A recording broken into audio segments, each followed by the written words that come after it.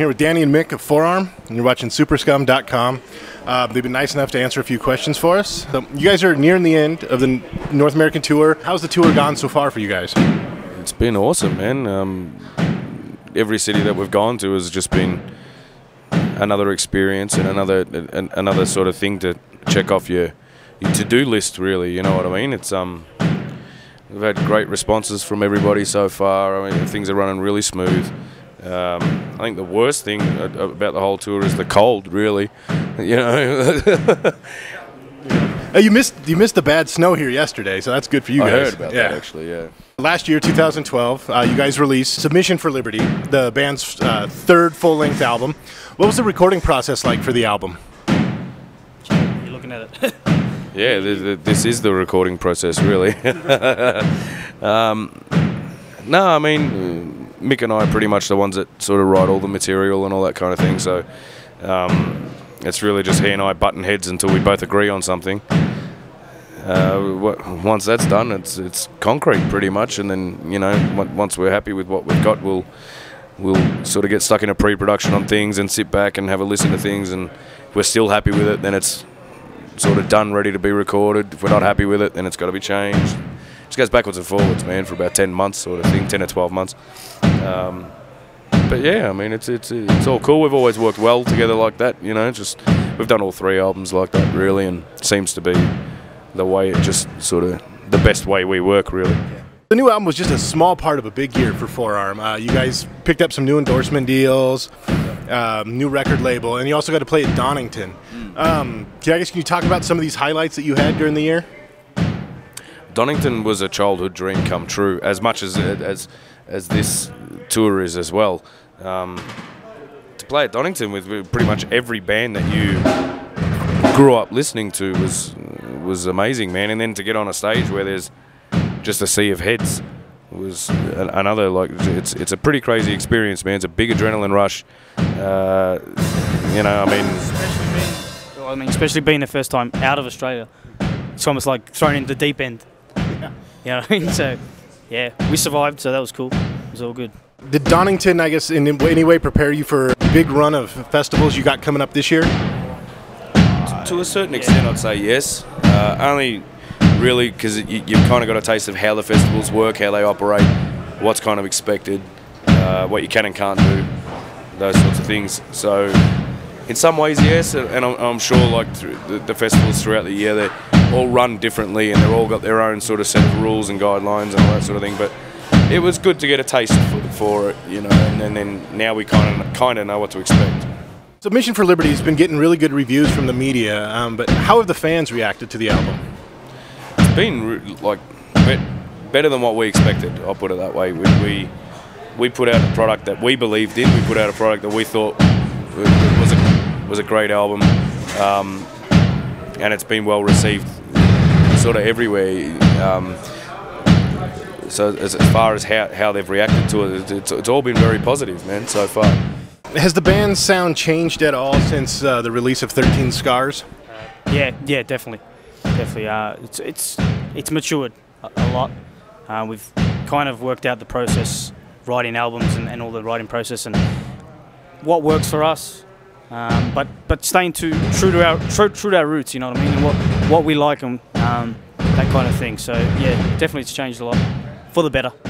What are some of the things you do differently now with, I guess, in the process of writing an album than you did when you started?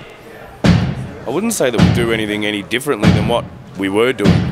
I'd say it's more now we know what we're going for, and we're just a hell of a lot more particular on things. We really just tend to take a lot more time, a lot more care. It's also confidence now. You get a bit more confidence writing, all that thing, and that shows through the music, I think, anyway. Yeah. Current album, Submission for Liberty, seems to have a very, I guess, anti-governmental tone. So what inspired that? Living in Australia. Obviously, we're here in America. You know, we're a lot of freedoms. Can you go, I guess, into detail how Australia influenced the album? I'm the sort of person, I've had to live both sides of the coin, so to speak, in Australia. I've done it very, very hard, and I've done it a little bit cruisy. and I know what it's like to do it really hard there. In saying that, I mean, you don't really have very much freedom in Australia at all. You have to have a license for everything. You have to pay a tax for everything that you do. Even the air that you breathe has a tax on it. You know what I mean? And that's literal too. That's not. I'm not joking. Come across as a free nation. You come across as a free nation, but you're paying for the air that you breathe. It's just rubbish, man. It's rubbish. And personally, I don't like it. I've seen friends, you know, lose homes because of some bullshit for this and bullshit for that, and it's just ridiculous, man.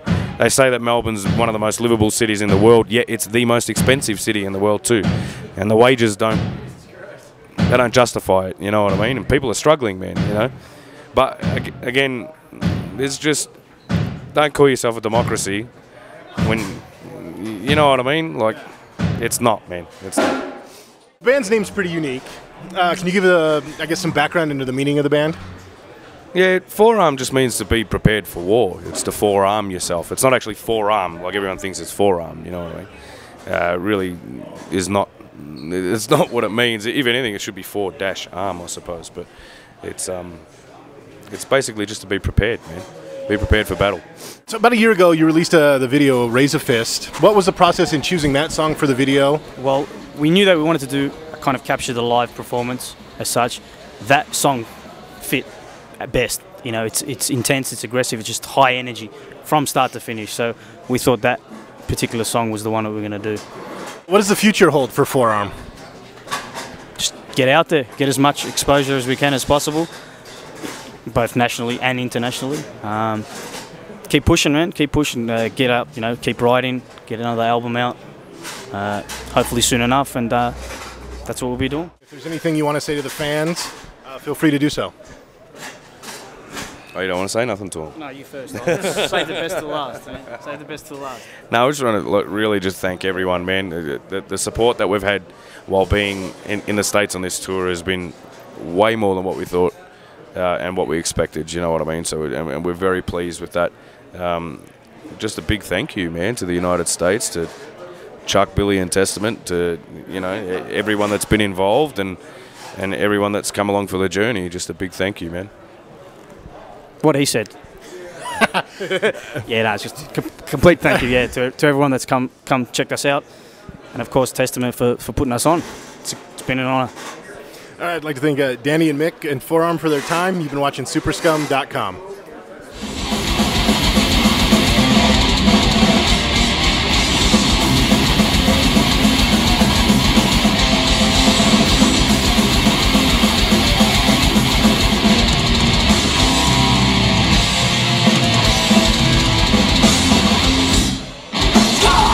Tears could erase my natural soul.